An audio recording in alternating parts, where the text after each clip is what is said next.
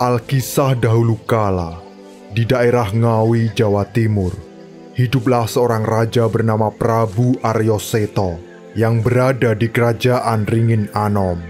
Sang Prabu adalah raja yang adil dan bijaksana. Dia mempunyai seorang putri nan cantik jelita bernama Putri Kemuning.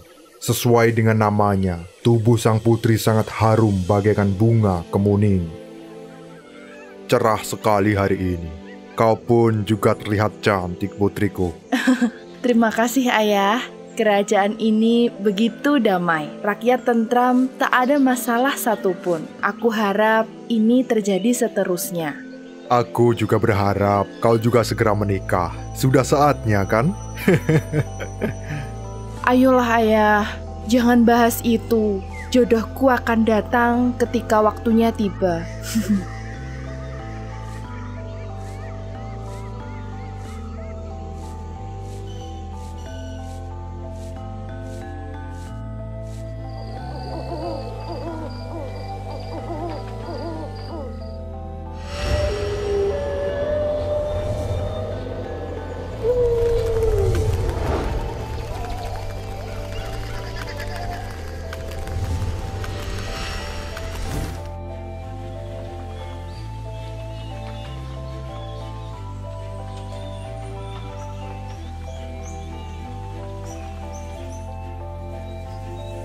Suatu pagi, Putri Kemuning yang baru bangun tidur merasakan ada hal yang aneh di tubuhnya.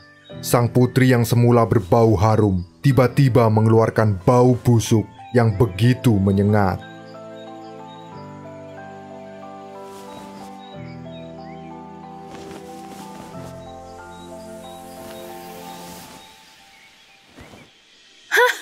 Aduh, tak biasanya tubuhku berbau. Sepertinya aku harus segera mandi.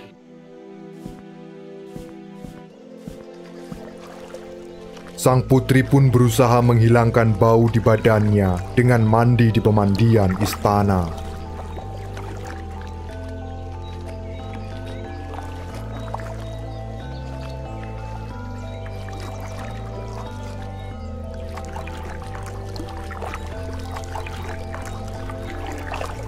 Sungguh segar sekali air pemandian ini. Tapi rasanya tubuhku masih bau. Mungkin itu hanya perasaanku saja.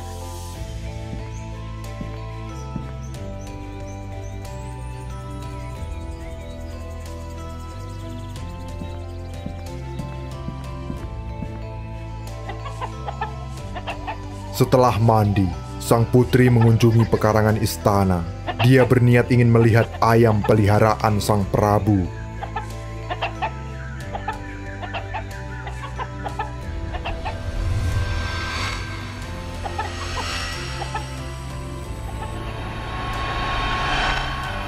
Tanpa disangka, ayam yang dilewati oleh sang putri tiba-tiba mati.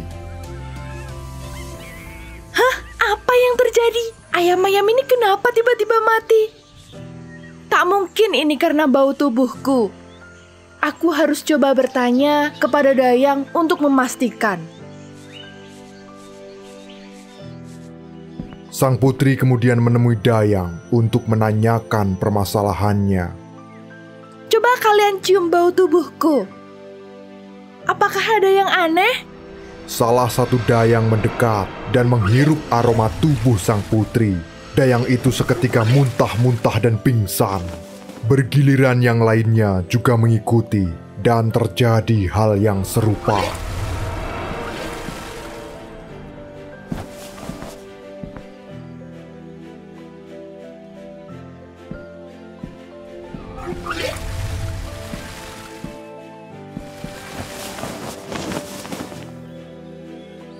Dayangku, kenapa kalian?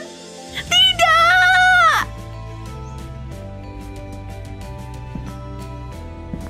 Sang Prabu melihat kondisi putrinya.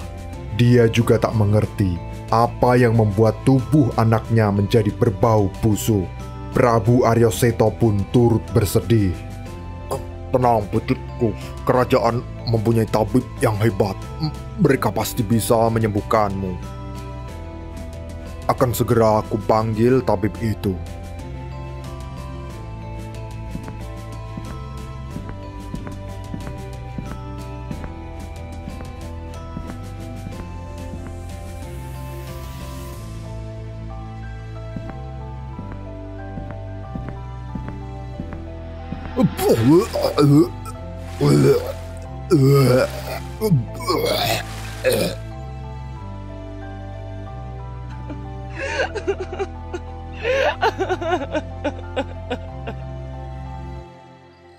Semua upaya telah dilakukan oleh tabib kerajaan dengan memberi obat-obat tradisional berupa daun kemangi dan beluntas. Namun penyakit sang putri belum juga sembuh.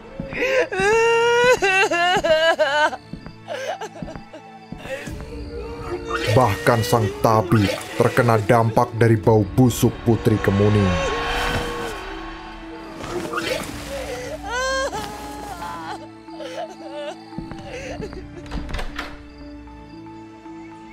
Sang Prabu pun mengundang seluruh tabib yang ada di negerinya. Akan tetapi, semua itu sia-sia. Tak ada seorang pun yang mampu menyembuhkan sang putri. Hati Prabu Aryoseto semakin resah. Dia sering terlihat melamun seorang diri, memikirkan nasib malang yang menimpa putri sematawayangnya itu.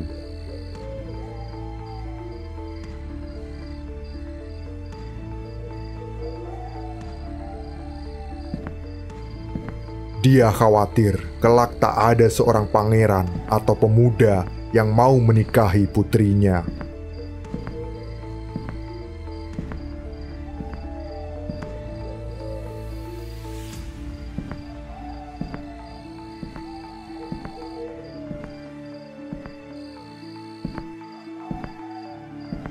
Satu-satunya hal yang bisa kulakukan sekarang adalah bertapa.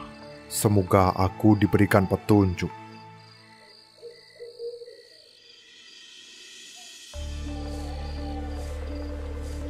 Saat tengah malam, sang Prabu dengan tekad kuat demi kesembuhan putrinya melakukan tapa brata.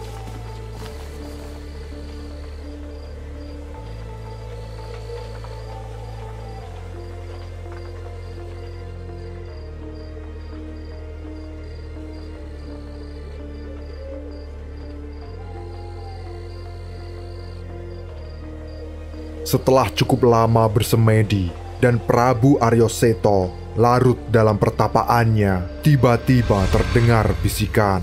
Dengarlah, wahai Prabu Aryoseto.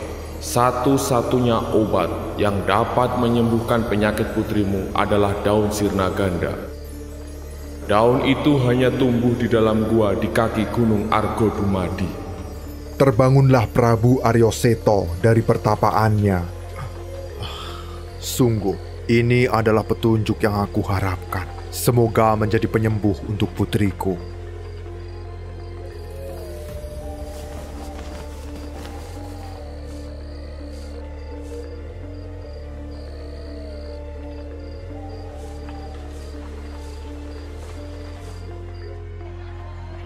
Keesokan harinya, Prabu Aryoseto segera mengumpulkan seluruh rakyat untuk mengumumkan sayembara. Wahai rakyatku, kalian semua tentu sudah tahu tentang penyakit putriku. Setelah bersemedi, aku akhirnya mendapatkan petunjuk bahwa putriku hanya dapat sembuh dengan daun sirna ganda. Daun itu tumbuh di dalam gua Gunung Argodumadi. Barang siapa yang dapat mempersembahkan daun itu, jika dia laki-laki, akan kunikahkan dengan putriku. Namun, jika dia perempuan, akan kuangkat sebagai anak. Mendengar sayembara itu, seluruh rakyat kerajaan Ringin Anom menjadi gempar. Berita itu begitu cepat menyebar hingga ke seluruh pelosok negeri. Namun banyak orang yang tidak berani mengikuti sayembara itu. Aku masih sayang nyawaku. Tak mungkin kita bisa mengalahkan naga itu. Suara aumanya saja sudah membuatku bergidik. Aku juga, meskipun hadiah sayembara begitu menggiurkan. Sungguh sayang nyawaku harus melawan naga penjaga gua itu. Ya, kita lihat saja siapa orang sakti yang mampu menyelesaikan sayembara itu. Di sebuah gubuk reot pinggiran kerajaan Ringin Anom, tinggallah seorang pemuda miskin bernama Joko Buduk. Dia hidup hanya bersama ibunya, dipanggil Joko Buduk karena seluruh tubuhnya dipenuhi penyakit buduk. Penyakit ini telah dia derita sejak masih kecil. Sungguh malang nasib Putri Kemuning. Sampai ayahnya harus membuat sayembara. Andaikan tubuhku tak seperti ini, aku ingin sekali membantu Tuan Putri. Tapi aku malu untuk menghadap Prabu Aryoseto.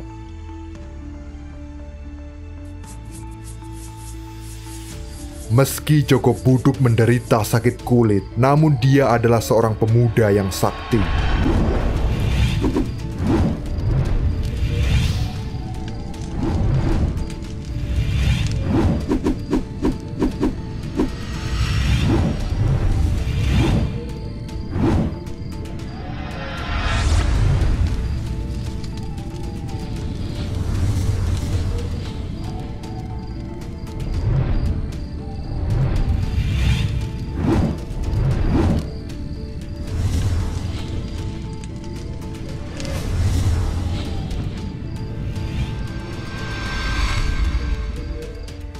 Joko Buduk sangat mahir dan gesit memainkan keris pusaka warisan ayahnya.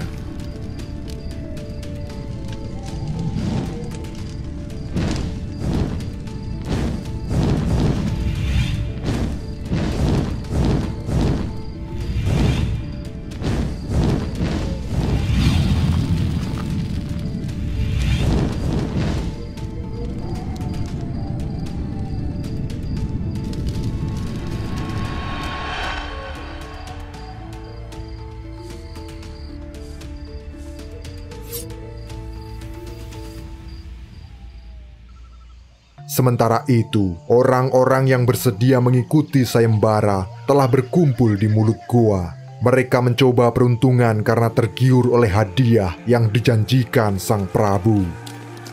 Satu persatu orang mencoba menantang penjaga gua itu.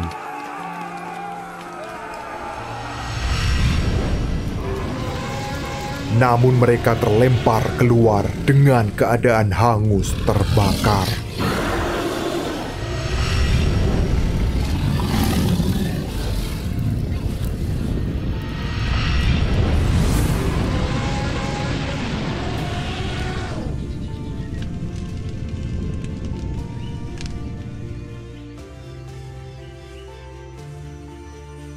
Dasar manusia tak berguna, mengaku pendekar tapi berakhir gosong. Hahaha.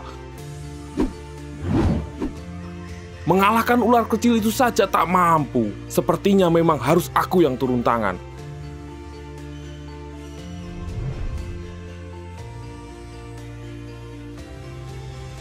Iya.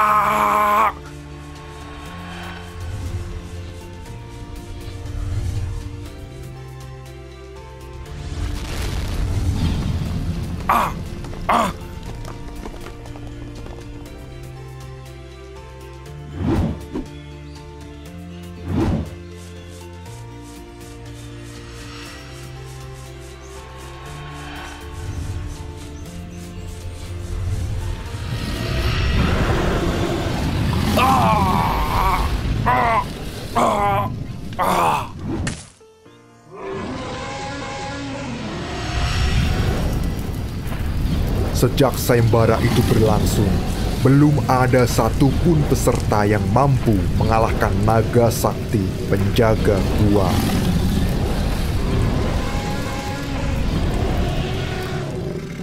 Joko Buduk pun akhirnya membulatkan tekad untuk datang menghadap kepada sang Prabu. Ampun, Baginda Prabu Aryoseto. Izinkan hamba mengikuti sayembara ini untuk membantu kesembuhan sang putri. Prabu terdiam sejenak, memperhatikan Joko Buduk yang tubuhnya dipenuhi bintik-bintik merah. Siapa kau, wahai anak muda? Hamba Joko Buduk, Baginda. Maafkan kehadiran hamba di sini membuat Baginda Prabu tak nyaman. Tak apa. Apa kau yakin bisa mengalahkan naga itu? Kudengar sudah banyak korban berjatuhan. Hamba akan mengalahkan naga itu dengan keris pusaka ini, Baginda. Pada mulanya sang Prabu Aryoseto ragu dengan kemampuan Joko Buduk. Ya. Baiklah, Joko Buduk, karena tekadmu yang kuat dan kulihat pusakamu bukanlah keris biasa, maka keinginanmu kuterima. Semoga kau berhasil.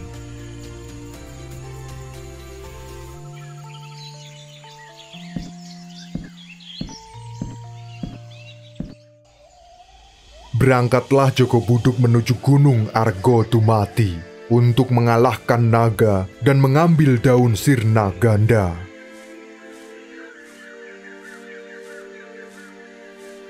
Setelah berjalan cukup jauh, sampailah dia di kaki Gunung Argo Tumati. Dari kejauhan, nampak semburan api keluar dari mulut gua.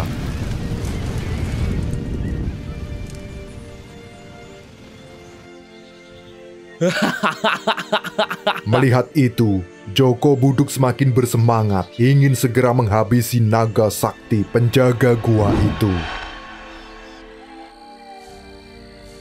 Sesampainya di depan gua, terlihat beberapa mayat telah hangus terbakar.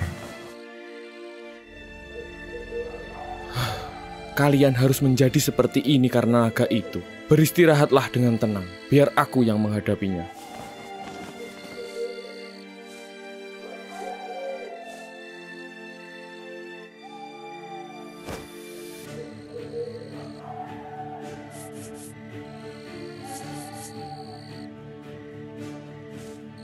Joko Buduk melangkahkan kakinya untuk memasuki gua yang gelap.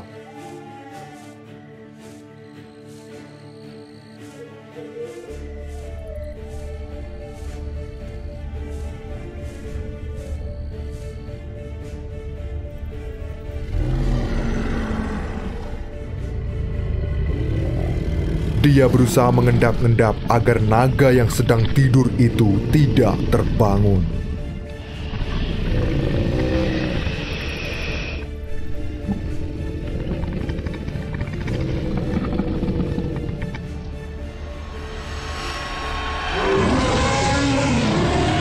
Namun tanpa disangka, ketika Joko Buduk sudah cukup dekat, naga itu terbangun dari tidurnya.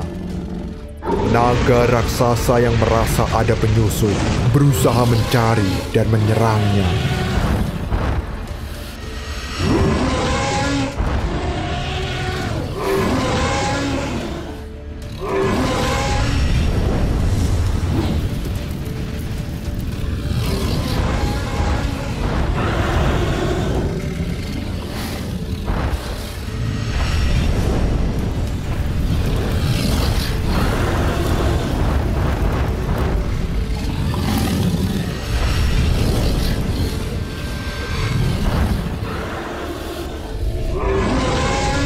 Joko Buduk menghujamkan kerisnya di antara kedua mata sang naga. Darah segar pun memancar.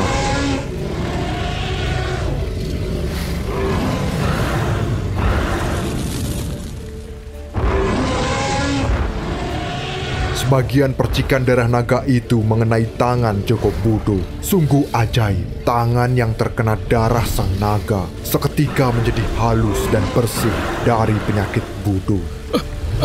Mustahil, naga itu bisa menyembuhkanku. Aku semakin ingin membinasakanmu. Maju kau.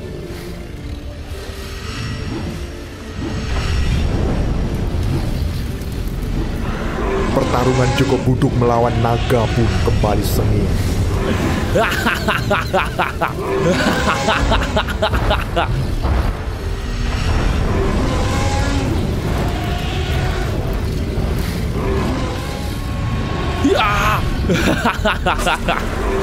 Ya! Ya! Ya! Joko Buduk kembali menusukkan kerisnya ke kulit keras sang naga. Naga itu terluka di beberapa bagian tubuhnya.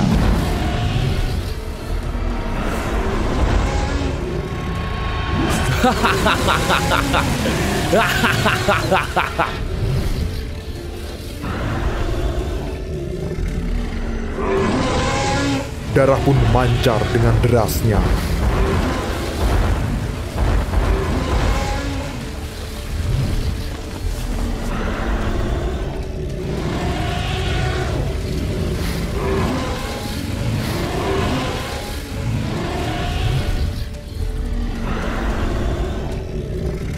Setelah terkena serangan yang begitu banyak dari Joko Buduk, naga sakti itu pun tewas kehabisan darah.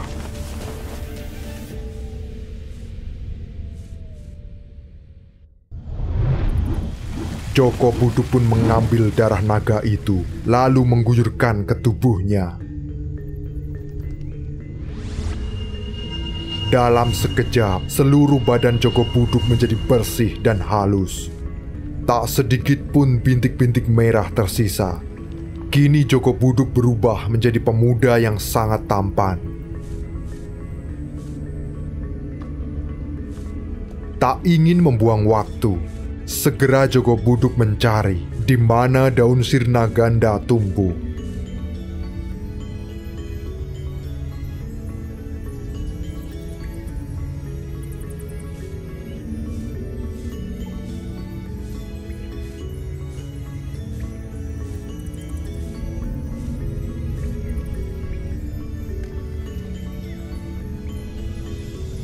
Dia pun memetik beberapa lembar daun. Jadi ini daun sirna ganda itu. Semoga Tuan Putri Kemuning sembuh setelah memakannya.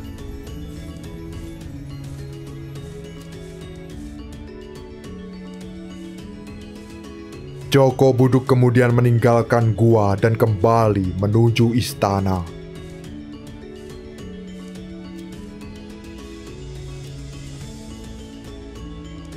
Setibanya di istana, Joko Buduk kemudian mempersembahkan daun sirna ganda kepada Prabu Aryo Seto. Prabu Aryo Seto tercengang ketika melihat Joko Buduk. "Ah, kau benar Joko Buduk. Bagaimana bisa dalam sekejap penyakitmu sirna?" Iya, benar Baginda Prabu. Hamba Joko Buduk. Semua ini berkat darah sang naga penunggu gua. Ternyata itu adalah obat dari penyakit hamba selama ini. Wah. Sungguh hebat kau ini. Bisa mengalahkan naga itu, mendapatkan daun sirna ganda, dan sembuh dari penyakitmu.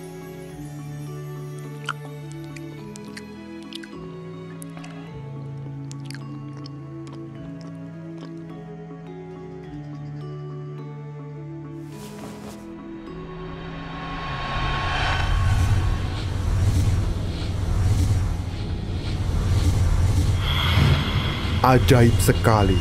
Setelah Putri Kemuning memakan daun tersebut, penyakitnya langsung sembuh dan kembali berbau harum, bahkan lebih harum dari sebelumnya.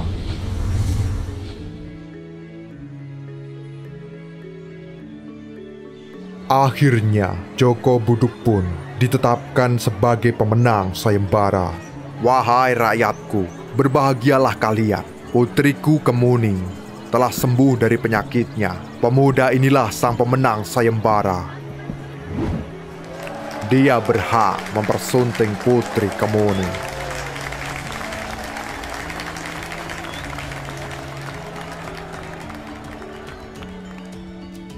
Beberapa waktu setelah pernikahan Joko Buduk dan Putri Kemuning, Prabu Aryo Seto meninggal dunia. Joko Buduk kemudian dinobatkan menjadi pewaris tahta kerajaan Ringin Anom. Joko Buduk dan Putri Kemuning pun hidup berbahagia.